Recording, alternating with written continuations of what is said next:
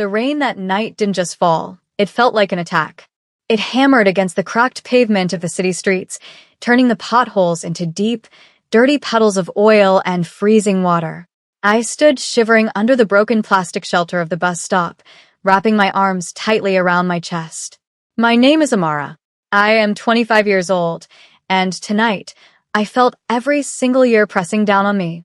I looked down at my dark green nurse scrubs, the uniform that was supposed to command respect, but tonight just felt like a thin layer of paper against the biting wind.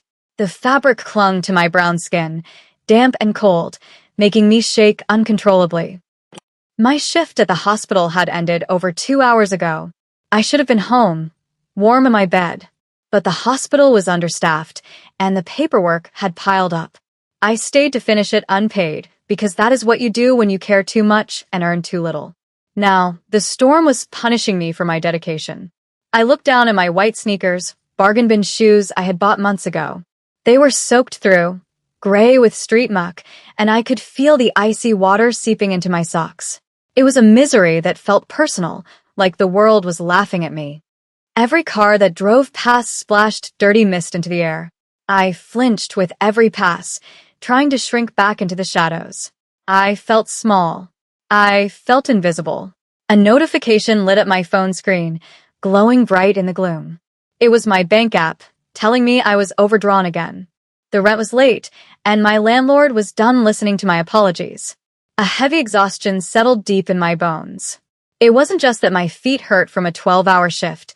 It was a soul-deep tiredness. I was running a race I could never win. I closed my eyes, listening to the rain, wondering if I had the strength to walk the 3 miles home because the bus was nowhere to be seen. Suddenly, headlights cut through the curtain of rain.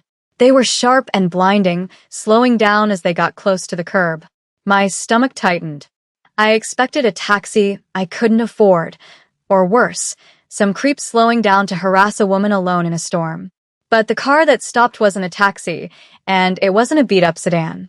It was a long, black car, sleek and terrifyingly clean. It looked like a shark swimming through the water. It was a machine of power dressed up in luxury. The back window rolled down with a quiet electronic hum. Inside, the car glowed with a warm, amber light. I stepped back, my heart pounding a warning beat against my ribs.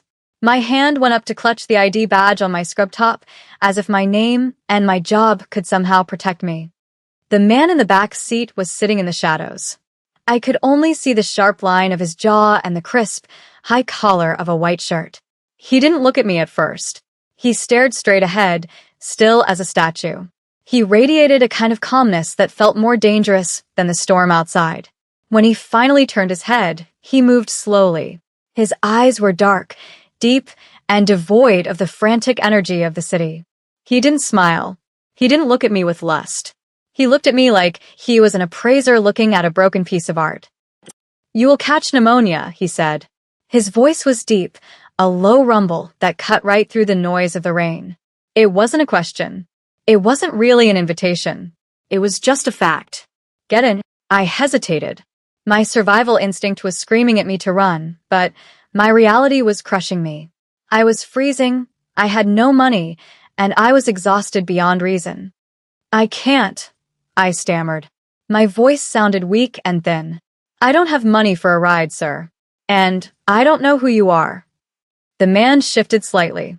The leather seat creaked, a sound of expensive quality that I wasn't used to hearing. "I didn't ask for your money, Amara," he said. He used my name. A chill that had nothing to do with the rain shot down my spine. He must have seen my badge, I told myself. That was the only explanation. "And you don't need to know me to know that you won't survive the walk home tonight," he continued. The door clicked and swung open. Warmth flooded out, smelling of expensive leather and heat. It felt like a trap. I knew it was a trap, but the cold was eating me alive. That warmth was calling to me like a siren song. My legs moved before my brain could stop them. If this was how I disappeared, at least I would be warm for a few minutes. I ducked my head and slid into the car. The heavy door thudded shut behind me, sealing out the rain, the noise, and the miserable world I lived in. The silence inside the car was absolute. It was a pressurized bubble of luxury. It smelled of ozone and a faint, woodsy cologne that was sharp and intoxicating. I pressed myself against the door, trying to take up as little space as possible. I was terrified of dripping rainwater onto the pristine seats. The driver, a silhouette behind a partition, pulled the car away from the curb so smoothly I barely felt it move. I glanced at the man beside me. Up close, he was devastatingly handsome, but in a severe, intimidating way. He had high cheekbones and hair as black as ink that fell slightly over his forehead. He was wearing a perfectly tailored black suit that looked like it cost more than my entire life's earnings, paired with a crisp white shirt. He looked to be in his early 30s, but his eyes held the weight of an old soul. He was looking at a tablet, swiping across the screen, ignoring my shivering form entirely. "Where are we going?" I asked, my voice trembling. I tried to sound tough, but I failed. "My apartment is the other way. You need to turn around." He didn't look up. He didn't even blink. "Your apartment has no heat," he said. His tone was casual, as if we were discussing the weather. "The landlord turned it off yesterday. The lock on your front door is broken, and your neighborhood has had 3 break-ins this week. Taking you there would be negligent." Panic flared hot and bright in my chest. "Who are you?" I demanded. I reached for the door handle, but it was locked. "Let me out. Right now." Finally, he set the tablet down and turned to face me fully. The intensity of his gaze pinned me to the seat. "My name is Junho," he said, speaking clearly. "And you are not a prisoner, Amara. You are a guest who needs help. You save lives every day at the hospital, yet you cannot seem to save your own. Consider this divine intervention." There was no mockery in his voice, only a strange curiosity. He reached into a small cooler built into the console and pulled out a bottle of water, handing it to me. "Drink." "You are dehydrated." I stared at the bottle, then at him. The fear was still there, pulsing in my throat, but beneath it was a strange tiredness. The heat of the car was soaking into my frozen limbs, making my eyelids heavy. I took the water. My fingers brushed against his. His skin was cool, dry, and firm. I opened the bottle and drank, the cool liquid soothing my throat. "Why me?" I whispered. The fight was draining out of me as the exhaustion of the double shift crashed down. There are thousands of nurses in this city. Juno watched me. His expression was unreadable as he looked at the dark circles under my eyes. "Because you are the only one who stopped to help the man in the alley 3 weeks ago," he said softly. "The one with the stab wound everyone else stepped over. You ruined your uniform that night. You missed your bus. You stitched him up with a travel kit and called an ambulance, knowing you wouldn't get paid, knowing it would make you late." My memory flickered back to that night. A bloody, rainy night. A groan from the shadows. The instinct to kneel in the mud and help. I hadn't thought anyone had seen that. "He survived," Junho continued. His voice dropped, becoming lower, almost intimate. "He is one of my best men. He is valuable to me. Therefore, you are valuable to me." The logic was twisted, old-fashioned, and terrifying. The hum of the engine and the warmth of the car were pulling me under. My head dipped, my vision blurring. I tried to stay awake, to fight the darkness, but my body betrayed me. The last thing I felt was the car turning onto a highway, leaving the city lights behind, and the weight of Junho's gaze resting on me as I slipped into sleep. Waking up was a slow, confusing process. I felt like I was floating in a cloud. It was nothing like the lumpy mattress with the poking spring I had left behind that morning. I opened my eyes, blinking against the soft light coming through sheer curtains. I was lying in a bed that could have fit my entire apartment. The sheets were snowy white and smelled of lavender. For a moment, I thought I had died. This was too clean, too quiet, too peaceful to be my life. Then, the memory of the rain and the black car crashed back into my mind. I sat up with a gasp, my heart hammering. I looked down at myself. My damp, filthy green scrubs were gone. In their place, I was wearing a silk pajama set in a pale, shimmering champagne color. The fabric slid against my beautiful brown skin like water. Panic flooded my veins. Someone had undressed me. Someone had touched me while I was unconscious. I scrambled backward, pressing my spine against the velvet headboard, pulling the blanket up to my chin. I scanned the room. It was huge. The ceilings were high. The walls painted a calming blue. The furniture was dark wood, heavy and antique. There were no bars on the windows, but when I ran to the floor-to-ceiling glass, the view confirmed my fear. I was high up, looking down over a massive estate. Green lawns stretched out toward a thick forest. In the distance, a high stone wall topped with security cameras and iron spikes circled the property. The rain had stopped, but the beauty of the morning felt threatening. I was nowhere near the city. I was in a fortress. I turned back to the room. My clothes were gone. My phone was missing. On the bedside table, there was a glass of water and a single white orchid on a silver tray. It felt like a taunt. I needed to get out. I moved toward the heavy double doors, my bare feet sinking into the plush carpet. I reached for the handle, expecting it to be locked. To my surprise, the handle turned. The door swung open silently. I stepped out into a hallway that stretched out in both directions, wide and silent. "Hello," I called out. My voice was swallowed by the size of the house. "Is anyone there?" Silence was my only answer. I walked cautiously, finding a grand staircase. I walked down, my heart beating fast. The house was like a museum. No dust, no clutter. Perfect and dead. At the bottom of the stairs, a woman appeared. She was older, Korean, wearing a severe black dress with a white apron. Her hair was in a tight bun, her face blank. "Good morning, Miss Amara," she said. Her voice was dry. "I trust you slept well. The master said not to disturb you." I froze. "Who are you?" I asked. "Where are my clothes? Why am I here?" The woman clasped her hands. "I am Mrs. Choi, the housekeeper. Your clothes have been washed, though they were quite damaged. As for why you are here, you must ask Mr. Kim. He is waiting in the dining room."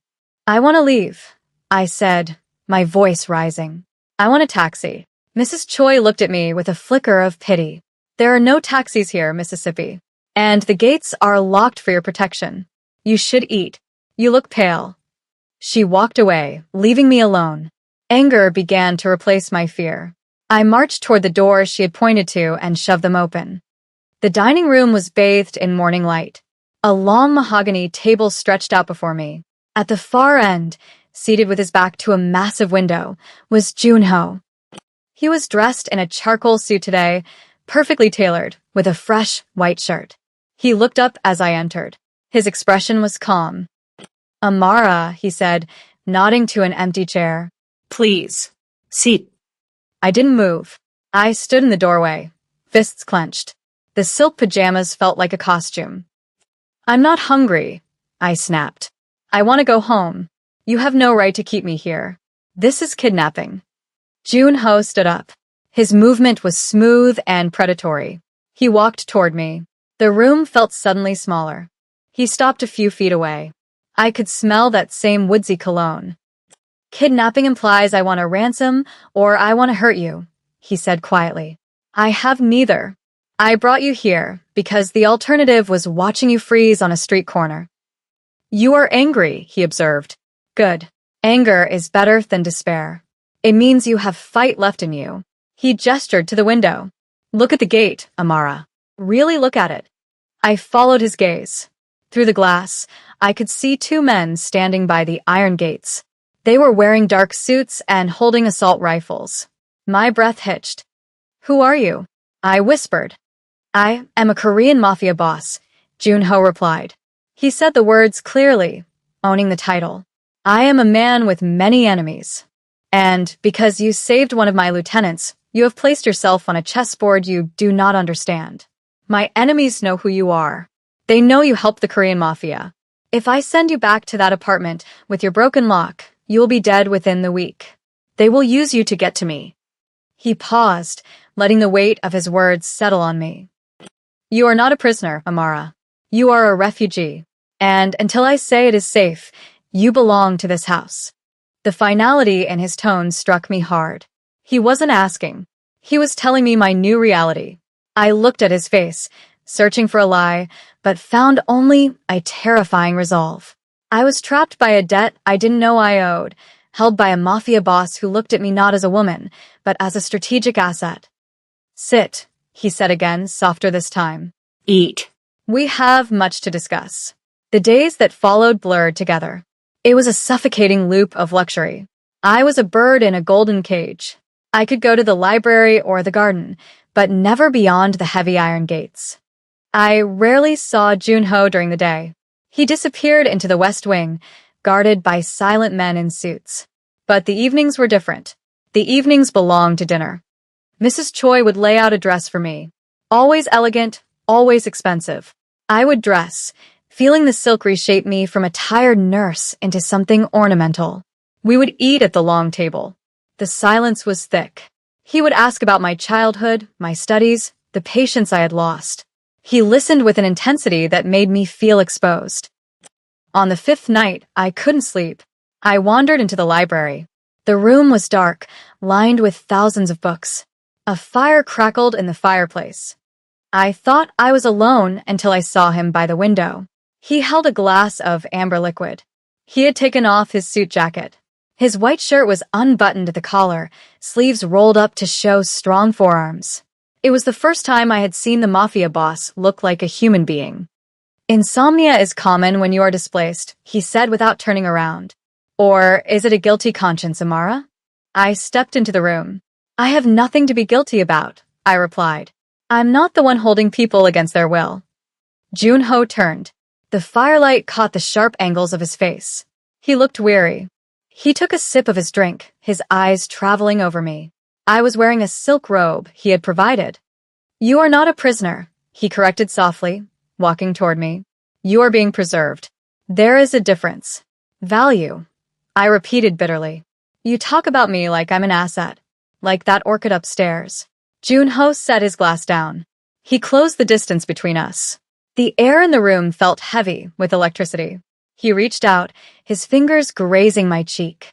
I flinched, not from fear, but from the shock of his touch. The orchid is decorative, he murmured. His voice was a low rumble. You are something else. You have seen blood and death, yet you still look at the world with kindness. That is rare in my life, Amara. It is dangerous, and it is captivating. I couldn't move. I was trapped in his gaze. What do you want from me? I whispered. He looked at my lips, then back to my eyes. Tonight, he said, stepping back, I just want you to sit with me. The silence in this house is loud, and I am tired of listening to it alone. The fragile peace was shattered 2 nights later. I was in my room when the estate's alarms began to scream. The lights flickered and died, plunging the room into darkness. Panic seized my throat. I heard shouting, heavy boots, and the terrifying crack of gunfire from the grounds below. My breath came in short gasps. The enemies he spoke of had come. I waited for the door to burst open, for rough hands to grab me. Instead, the door flew open, and a beam of light cut through the dark. It was Junho. He held a handgun with a flashlight attached.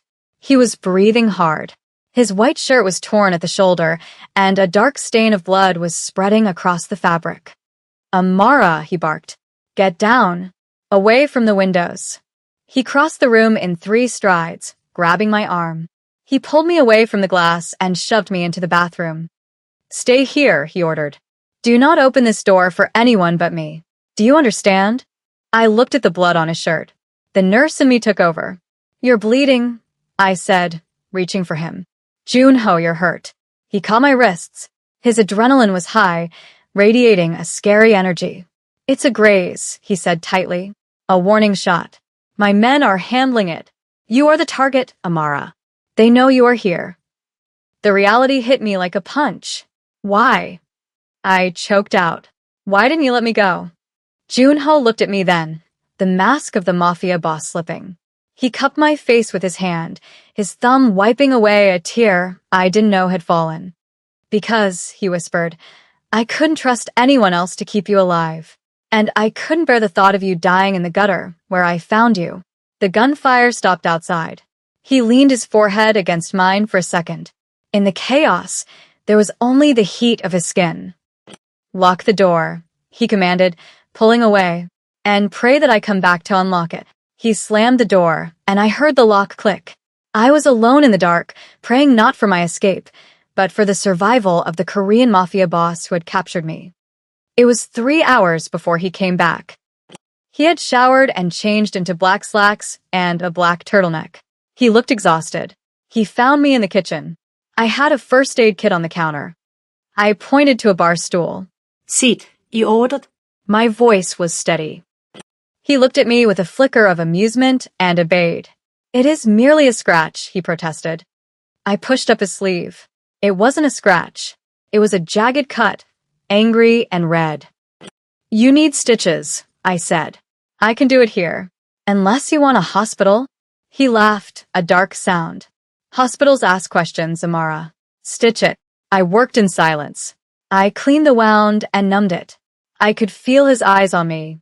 My brown fingers brushed against his pale skin, and every touch sent a jolt through me. When I finished, I cut the thread. I didn't move away. I stood between his knees, my hands on his uninjured shoulder. "Who were they?" I asked. "Rivals," he answered. "Men who want my territory. They think taking you will weaken me." He looked up at me, his hands coming to rest on my waist. "They are wrong. You are not a distraction, Amara. You are grounding." When the bullets were flying, I wasn't thinking about my empire. I was thinking about whether your door was thick enough. The admission hung in the air. I looked down at this powerful, dangerous man. I saw the violence, but I also saw the protection. God help me, I wanted to stay. I wanted to be the reason he survived. "I'm not leaving," I whispered. His grip on my waist tightened.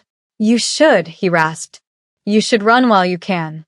But if you stay, there is no going back." The next morning, the sun rose as if nothing had happened. But the shattered window in the hall was proof of the violence. Junho found me in the conservatory, staring at the orchids.